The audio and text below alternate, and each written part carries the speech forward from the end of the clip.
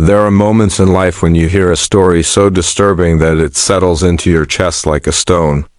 Moments when you stop, look up from whatever you are doing, and wonder how a single person can twist the idea of authority into something so cruel, so entitled that it leaves a trail of damage behind them. Before we dive in, let us know in the comments where you are watching from. We would love to see how far this conversation is reaching. Imagine sitting in a quiet waiting room flipping through a magazine, trying to pass the time, when you stumble onto a tale that pulls you straight into its heart. A tale that forces you to ask yourself uncomfortable questions. What happens to a person who convinces herself that the rules do not apply to her? What does someone become when she mistakes her spouse's badge for her own shield against accountability? And how does a courtroom respond when arrogance walks through its doors wearing jewelry made of borrowed authority? The story begins on an ordinary Wednesday morning inside the Providence Municipal Court, a room where truth and consequence sit side by side. It is 10:15 a.m. The room is quiet except for the soft shuffle of paperwork, and Judge Frank Caprio is preparing to begin the next case. No one expects anything unusual. No one expects a storm. Then she arrives. 40-2-year-old. Linda Patterson pushes through the courtroom doors with the force of someone who believes the world belongs to her. Every step she takes declares, "I own this place." Her designer bag swings at her hip, her heels click with sharp authority, and her hands never stray far from her phone, as if one call could rearrange the entire justice system to her liking. But the most striking thing about her is the badge hanging around her neck, shiny, polished, impossible to miss. It is not hers. It belongs to her husband, Sheriff Deputy Mike Patterson, a man who spent 15 years building a solid reputation on honesty, restraint, and community service. Where Mike earned respect through years of steady duty, Linda demands it through intimidation and entitlement. The badge gleams over her chest as if it is her personal emblem, her guarantee that consequences belong to other people, never to her. God sitting quietly in the gallery is the man whose life she shattered. 67-year-old Harold Chun sits with his injured arm in a sling, his face marked by fading bruises and his eyes carrying something heavier than pain. A Korean War veteran, a man who spent years serving a country that was not always kind to him, and yet he remained kind to it. His presence in the courtroom should inspire gratitude. Instead, it is the result of cruelty. Next to him sits Officer Janet Williams, the woman who made the arrest that could cost her career. She looks forward with unease, knowing that bringing charges against the wife of a sheriff's deputy comes with risks.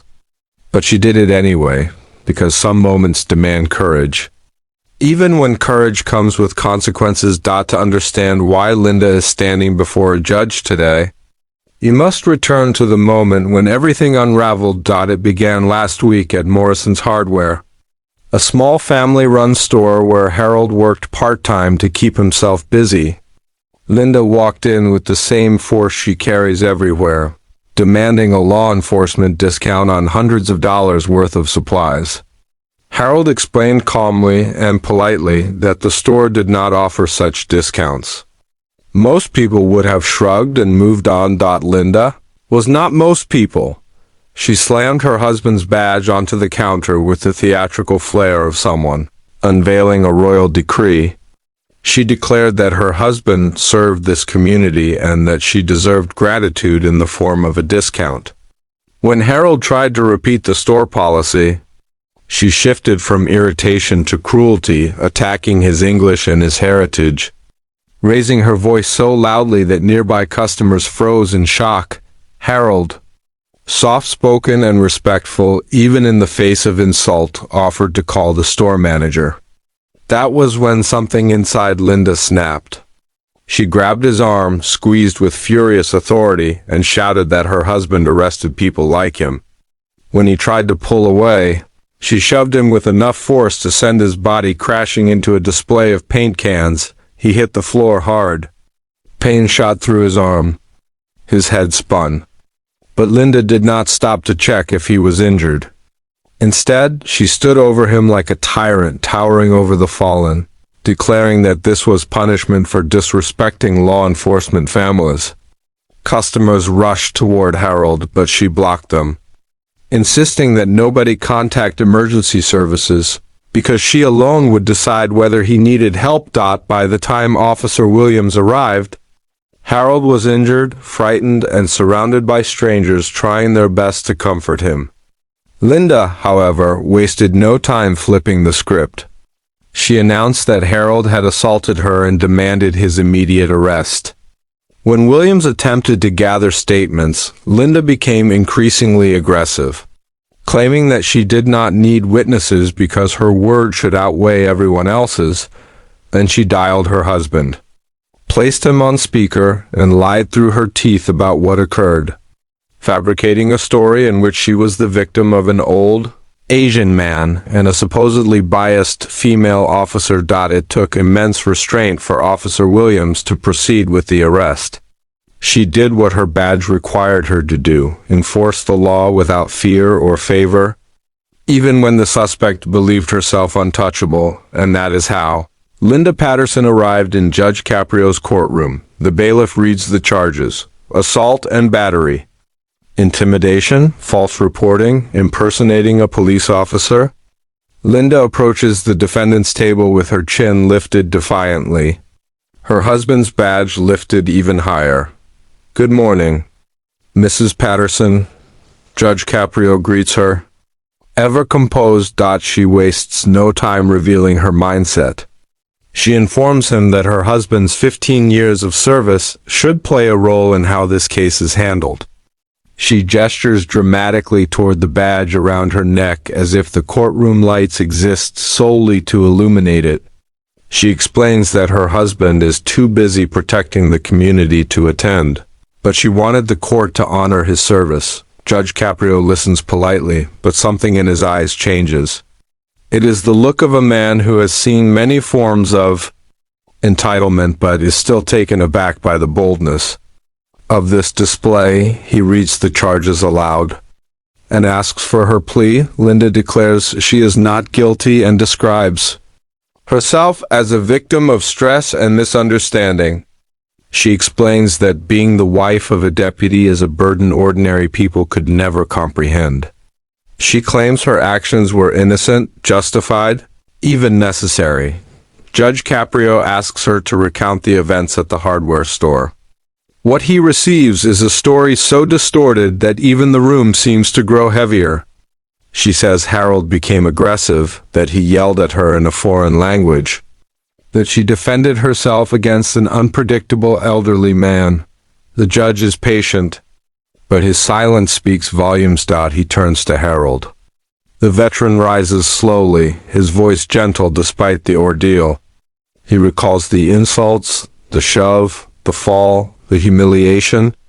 He speaks without bitterness, without hatred, just honesty. Linda bursts out mid-sentence, calling him a liar, accusing him of seeking attention, claiming that she is the target of anti-police sentiment. Each interruption chips away at whatever sympathy she might have hoped to gain. Judge Caprio raises his voice just enough to draw a line. He commands her to let the witness speak. Her response drips with defiance. When the judge asks about the badge, Linda insists that she has every right to display it.